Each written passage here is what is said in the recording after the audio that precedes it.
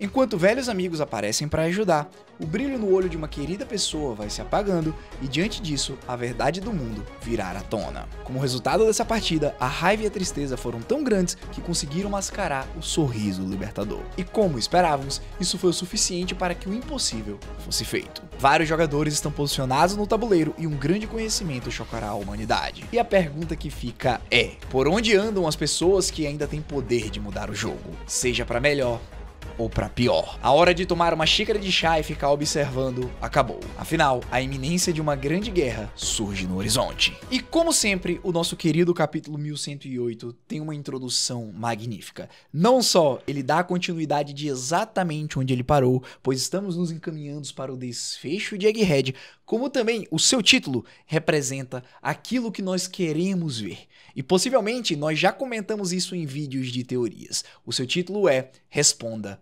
Mundo. Ora pessoal, nós estamos ligando todos os laços que faltavam para que o final de One Piece seja algo majestoso. Porém calma, para o final da obra ainda falta alguma coisa, mas para o final de Egghead, apenas isso daqui. E até mesmo personagens que a gente considerava uma piada se tornaram importantes. E não, eu não estou falando do nosso querido Baggy Clown, mas sim o Caribou. Ele que foi se encontrar com alguns dos tripulantes do Barba Negra, sendo eles Catarina Devon e Van Oga. Caribou está desesperado, pedindo para que esses dois capitães titânicos o levem até a presença do grande Masharo de Teach. Ele tem um grande respeito pelo Yonkou e diz que só se tornou pirata por conta da influência dele. Afinal, ele tem alguma coisa para revelar, mas não é tão simples assim ganhar a confiança de capitães titânicos. Eles são as pessoas que mais traem, eles têm o planejamento perfeito e sabem que muitas pessoas estão atrás do pescoço do Teach. Então eles precisam pelo menos protegê-lo, afinal ele é especial. E quando digo isso, não é nem que ele é um estrategista nem nada do tipo. Como foi revelado no capítulo passado, ele tem uma linhagem que muitos nós pensávamos ser bucaneiro. Mas conhecendo o ancião Saturn, a gente já chegou à conclusão que pode não ser isso. E essa linhagem possivelmente é a responsável pelo Teach conseguir utilizar várias Akuma no Mis e ser uma pessoa que não dorme. Quem sabe até ele consegue armazenar diferentes personalidades ou diferentes pessoas em um único corpo. Mas como isso não é um vídeo de teoria e sim de análise, nós precisamos entender como é que o Caribou tenta convencer Van Oga que está com o pistolão, o rifle, apontado para a cara dele. E a sua reação não é nada diferente do que nós imaginávamos que poderia ter sido. Como usuário da fruta do pântano, ele está se derretendo todo de medo, porém dessa vez ele com certeza tem algo que ajudaria os piratas do Barba Negra, mas ele não vai revelar isso prontamente. E olha, se a gente for analisar o que os capitães titânicos estão fazendo aqui nesse momento, eles já concluíram seu objetivo,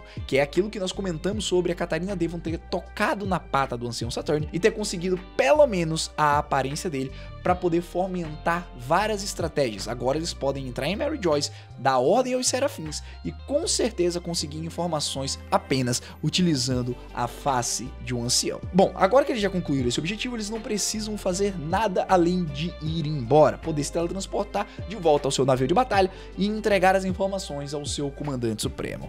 Porém, pessoal, Caribou, ele é astuto nesse momento. Afinal, ele admite uma informação muito importante. Diante de todas as pessoas que existem nesse mundo, possivelmente apenas o Chapéu de Palha e ele tem informações sobre as armas ancestrais, sendo as conhecidas Poseidon, que é a princesa Shirahoshi, e Pluton, que está escondido embaixo de Wano. Se o Barba Negra colocar as mãos nessa informação, pode ser que ele coloque a sua estratégia nova em jogo para capturar a Princesa Sereia e tentar invadir o país dos samurais, que são ambos território do Luffy, fazendo assim com que a batalha entre os dois comece a ser gerada. Então é por isso que esse encontro é tão importante. A depender do resultado dessa comunhão e dessa troca de informações entre pupilo e mestre, digamos assim, teremos uma guerra entre Chapéu de Palha e piratas do Barba Negra. Depois disso, nós somos levados a uma cena onde eu já tô até cansado de descrever isso como as pessoas mais incompetentes do mundo de One Piece, que é a Marinha. Depois de ter perdido o controle dos pacifistas,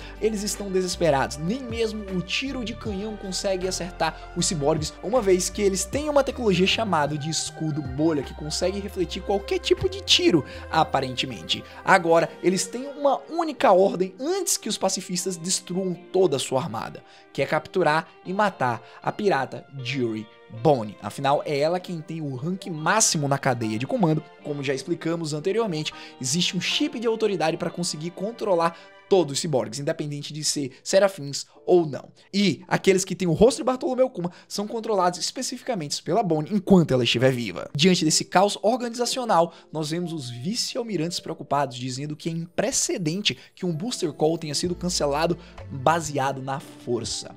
E então, eles têm a ordem de seguir o grupo da Bonnie para conseguir executá-la. Diante dessa ordem, nós vemos um novo almirante chamado Toza.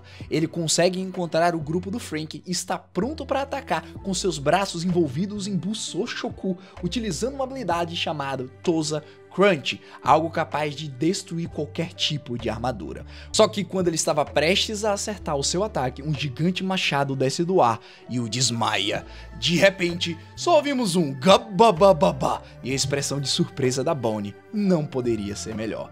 Lá estavam os gigantes Dory e Brog, os maiores, os antigos companheiros e amigos e, claro, os capitães dos piratas guerreiros. Eles até falaram de maneira engraçada, como um alívio cômico, que fizeram questão de ler os novos posters de recompensa para poder realmente identificar os novos membros. Afinal, se vocês não lembram, tudo isso aqui aconteceu lá na saga de Alabasta, foi o arco de Little Garden, onde apenas nós tínhamos alguns dos Chapéus de Palhas envolvidos nisso daqui e a Vivi. No meio dessa conversa e nessa apresentação, Frank fica assustado, achando que aquele gigante tem alguma coisa contra o seu capitão, mas mesmo assim ele bate no peito e fala: eu sou subordinado do Chapéu de Palha. E aí, vai fazer o quê? Obviamente, os gigantes dizem que não, jamais, pelo contrário, eles são antigos amigos. Só que no meio disso tudo, obviamente, a Bonnie para e diz que o Sandy, o Luffy e o Vegapunk ficaram para trás e que eles precisam de ajuda e se eles poderiam ir até lá. E com isso nós vemos um grande sorriso do Brog prometendo que sim, eles irão lá. E claro, uma cena interessante é os dois gigantes conversando,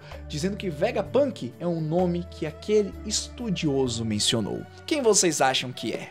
Afinal, aonde é que os dois gigantes estavam? Em Elbaf. E quem possivelmente sobreviveu ao ataque de Ohara e que também era um gigante? Jaguar de Sol. E ele era o quê? Um grande estudioso. Ele estava junto do Professor Clover quando o Booster Call tomou conta de Ohara. Tudo está sendo levado para essa junção onde a Robin irá se reencontrar com seu antigo professor. E seguindo na cena seguinte, Dory e Brog vão embora ajudar o Chapéu de Palha, enquanto deixa o grupo da Atlas junto de alguns outros gigantes e pede para que eles sejam levados até o Sunny. Só que, olha só que interessante, lá nós vemos o resto dos vice-almirantes conversando que um dos seus amiguinhos foram derrotados. Afinal de contas, nós não imaginávamos que Dory e Brog poderia simplesmente dar uma machadada em um vice-almirante e dar hit kill. Esses caras são muito fortes de verdade. Só que, óbvio que a vice-almirante Bluegrass utiliza a fruta mais errada do One Piece, a fruta da montada, da montaria,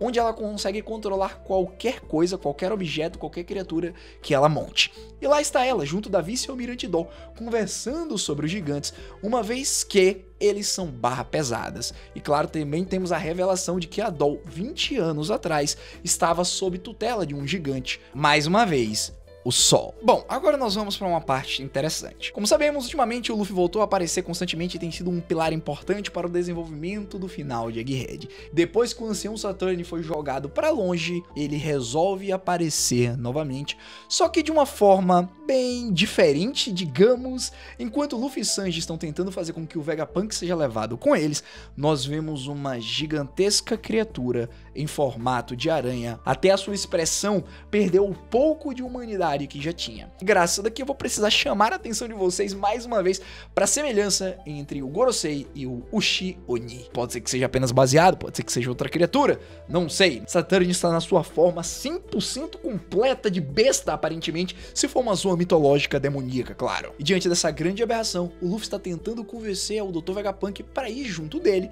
Porém, o cientista já fez a sua cabeça, como ele mesmo diz. Ele tem coisas a proteger nessa ilha, e a única questão que realmente saiu diferente do planejado foi a informação sobre o controle dos pacifistas. O seu planejamento era que a Bonnie só tivesse conhecimento sobre isso quando ela fosse um pouco mais velha, mas agora não tem muito o que fazer. O pedido do tio Punk é para que o Luffy cuide da pequena criança. Entretanto, a conversa é interrompida quando o Gorosei realmente parte pro ataque. Afinal, agora além de ele não parecer mais humano, ele está com as suas patas de aranha completamente revestido em um tipo de veneno. Sandy pede para que o Luffy desvie, e a ordem do capitão também é para que o cozinheiro pegue o cientista e saia correndo o mais rápido possível. E aqui nós temos uma cena triste, digamos assim, porque no momento em que o Sanji tenta segurar o Vegapunk mesmo contra a vontade do velho, ele é chutado pelo Kizaru e o almirante aproveita esse momento para utilizar a sua espada de luz para perfurar o tio Punk. Bom, vamos falar nessa linguagem aqui.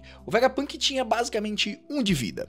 O Kizaru utilizou uma habilidade poderosíssima para tirar esse 1 de vida. Se ele já estava sangrando bastante, agora que ele foi perfurado de vez, eu não imagino como alguém sobreviveria a isso. E isso me lembra o que aconteceu com o Ace lá em Marineford diante do Luffy. Obviamente não foi tão pesado, uma vez que o Vegapunk não é o seu irmão, não tem todo esse vínculo afetivo, mas é um amigo do Chapéu de Palha. Ele foi perfurado em sua frente. Mais uma vez, o cozinheiro do Chapéu de Palha tenta pegar o velho e sair correndo, mas é claro que o Almirante da Luz jamais deixaria. E é aqui que nós vemos, possivelmente, a cena mais absurda dos últimos tempos. Nós sabemos que o Luffy está em crescente evolução e quando tomado pela raiva, alguém com os poderes dele pode fazer o impossível se tornar possível. Diante da sua fúria, o sorriso no seu rosto é substituído por uma expressão de raiva. E então, se transformando em um gigante, Luffy segura o ancião Saturn com uma mão, enquanto na outra ele é rápido o suficiente para segurar o Kizaru. E não só isso, ele aperta o almirante com tanta força que o Kizaru começa a cuspir sangue. E eu quero chamar a atenção para essa expressão distorcida do Chapéu de Palha. O Oda fez questão de desenhar isso com muito cuidado. Por mais que ele esteja sorrindo, o seu olhar é de puro ódio, e ele tem certeza de que não vai deixar os seus inimigos escaparem. Pelo menos para ganhar um certo tempo, e como agora a gente sabe que Dory e Brog vão chegar ali para dar um certo suporte, eu acredito que só esse movimento dele aí foi o suficiente para garantir que o Sanji fuja em segurança. Porém, o Vegapunk, como a gente já mencionou, não deve sobreviver. Contudo, o ponto aqui é a força e a resistência do Luffy. Até agora, ele realmente conseguiu utilizar muito o seu Busoshoku, o seu Haoshoku, e combinar isso com a sua habilidade da fruta despertada para fazer com que o mundo todo se tornasse um desenho animado. Só que agora, observem as mãos dele. Ele não está revestido com nenhum tipo de haki.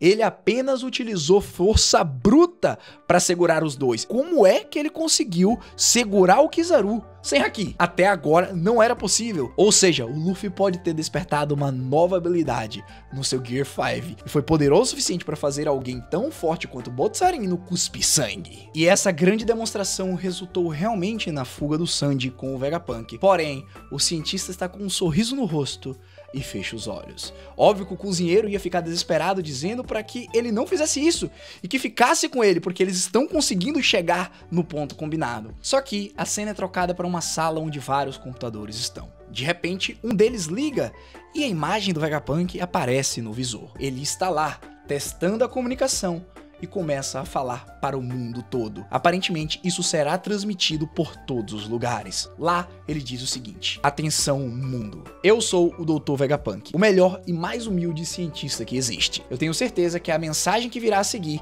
irá chocar todos vocês. Por favor, tenham paciência comigo, porque o que eu vou dizer para vocês é a verdade sobre o nosso mundo. E com isso nós temos a iminência de uma grande revelação, o que nos conecta diretamente com o que o Shaka disse no início do arco de Egghead, que o Vegapunk continuou estudando sozinho sobre o século perdido depois que Ohara foi destruída. E também temos a cena do Dragon dizendo que o mundo está esperando a mensagem deles. Conectando tudo isso e somando ao mistério da conversa do Roger e do Barba Branca, onde o antigo rei dos piratas revela a verdade sobre o Dee, possivelmente o que o Vegapunk irá dizer mudará a nossa história completamente. E agora, pessoal, eu preciso lembrar para vocês que a princesa de Alabasta, Nefertari Dee Vive, herdeira da vontade de Lily, a pessoa responsável por espalhar os poneglyphs, está a caminho de se juntar com o Chapéu de Palha. E não só isso, sabemos também que Sabo contém a informação de que todos eles são Dee. Essa reunião dos três marcará um novo início